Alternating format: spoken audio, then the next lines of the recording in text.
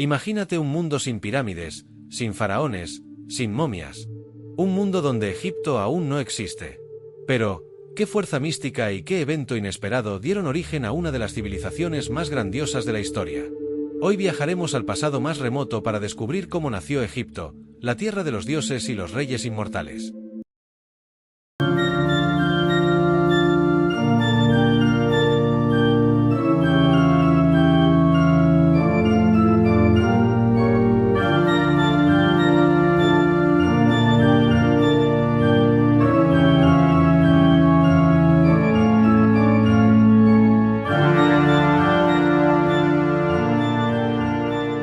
Tiempo para la historia.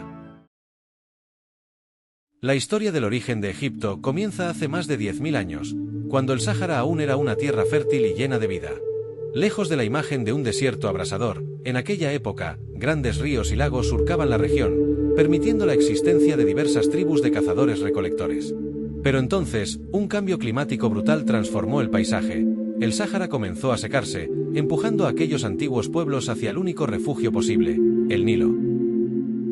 El Nilo no solo proporcionaba agua, sino que también ofrecía un suelo fértil gracias a sus inundaciones anuales. Aquellos primeros asentamientos empezaron a experimentar con la agricultura, cultivando trigo y cebada, y domesticando animales.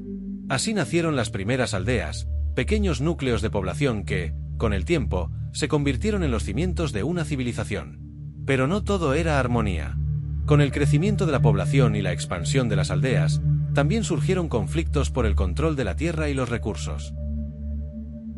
Las primeras aldeas estaban formadas por clanes familiares que trabajaban juntos para asegurar su supervivencia. Poco a poco, algunos líderes comenzaron a destacar, ya sea por su valentía en la caza, su habilidad en la agricultura o su capacidad para resolver conflictos.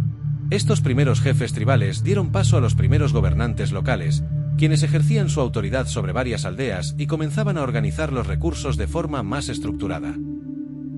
Con el tiempo, estas comunidades fueron desarrollando conocimientos avanzados en irrigación. Aprendieron a construir canales y represas para controlar las inundaciones del Nilo, lo que les permitió maximizar la producción agrícola. Gracias a esta capacidad de organización, Egipto pudo sustentar a una creciente población, sentando las bases para el surgimiento de una verdadera civilización.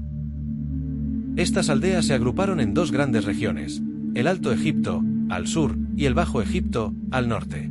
Cada una con su propio gobernante, su propia cultura y su propio dios protector. Durante siglos, estos dos mundos compitieron por la supremacía. La clave estaba en el Nilo. Quien dominara su cauce, dominaría Egipto. El Bajo Egipto, con su clima más húmedo y su cercanía al Mediterráneo, desarrolló un estilo de vida basado en la pesca, el comercio y la navegación. Sus habitantes construyeron barcos rudimentarios que les permitían moverse con rapidez por el delta del Nilo, facilitando el intercambio con otras civilizaciones del cercano Oriente. Por otro lado, el Alto Egipto, con su terreno más árido y montañoso, tenía una cultura más militarizada, basada en la expansión territorial y el control de las rutas comerciales hacia Nubia y el interior de África. Esta diferencia en estilos de vida llevó a frecuentes enfrentamientos. Las incursiones entre ambos territorios eran comunes, y los registros arqueológicos indican que se libraron batallas entre los ejércitos de ambos reinos. Sin embargo, también hubo periodos de tregua y colaboración, donde el comercio y la influencia cultural fluyeron entre el Alto y el Bajo Egipto. Uno de los elementos más fascinantes de esta época es el desarrollo de la escritura jeroglífica.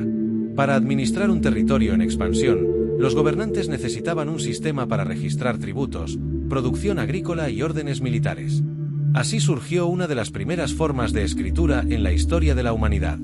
Los jeroglíficos, al principio simples pictogramas, evolucionaron en un complejo sistema que combinaba símbolos fonéticos e ideogramas.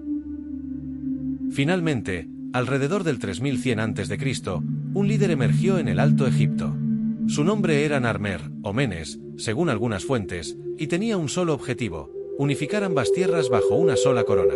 Con una combinación de guerra y diplomacia, logró lo impensable: conquistar el Bajo Egipto y proclamarse el primer faraón de una nación unificada. Para simbolizar su victoria, Narmer fusionó las coronas de ambas regiones, creando la icónica doble corona faraónica, un símbolo de poder que perduraría por más de 3000 años. Las inscripciones en la paleta de Narmer, uno de los artefactos más antiguos de Egipto, narran su hazaña. En un lado, Narmer es representado con la corona del Alto Egipto, golpeando a un enemigo postrado ante él, mientras que en el otro lado aparece con la corona del Bajo Egipto, supervisando a sus súbditos. Este artefacto no solo conmemora su victoria, sino que también representa el comienzo de un nuevo orden político y religioso.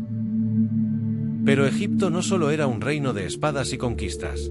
Con la unificación vino el auge de la escritura jeroglífica, la administración estatal y las primeras grandes construcciones. Se estableció la ciudad de Menfis como la primera gran capital, y así comenzó la era de los faraones. Los primeros faraones enfrentaron el reto de consolidar su poder en una sociedad que aún estaba dividida. Para ello, recurrieron a la religión como unificadora. Se reforzó la idea de que el faraón no era solo un rey, sino un dios en la tierra, el intermediario entre los dioses y su pueblo. Además, se centralizó la economía, organizando la recaudación de tributos y la distribución de recursos. Con la unificación, Egipto se convirtió en una civilización sin precedentes. Se inició la construcción de los primeros templos monumentales y se sentaron las bases para la era de las pirámides. La sociedad egipcia se organizó en diferentes clases: los campesinos que trabajaban la tierra, los escribas que registraban la historia y los sacerdotes que controlaban los templos y oficiaban los ritos religiosos. El impacto de esta unificación fue tan profundo que estableció las bases para las dinastías que vendrían después. Con cada faraón, Egipto creció en riqueza y poder, consolidando su lugar como una de las civilizaciones más influyentes de la antigüedad. La construcción de templos, la adoración a los dioses y el desarrollo del arte egipcio florecieron, creando un legado que perduraría por milenios. El nacimiento de Egipto no fue un simple accidente de la historia. Fue el resultado de miles de años de migración, lucha y adaptación. De tribus que huyeron del desierto, de pueblos que aprendieron a dominar el Nilo y de un líder que entendió que la unidad era la clave del poder. Sin ese momento crucial, quizás jamás habríamos conocido las pirámides, las momias ni los dioses egipcios. Desde entonces, Egipto se convirtió en un faro de civilización. Sus descubrimientos en matemáticas, astronomía y medicina influirían en culturas futuras. Sus creencias religiosas y su obsesión por la inmortalidad nos dejaron monumentos que aún nos maravillan hoy en día. Ahora dime, si hubieras vivido en aquel tiempo, ¿habrías apoyado la unificación o habrías luchado por mantener la independencia de tu región?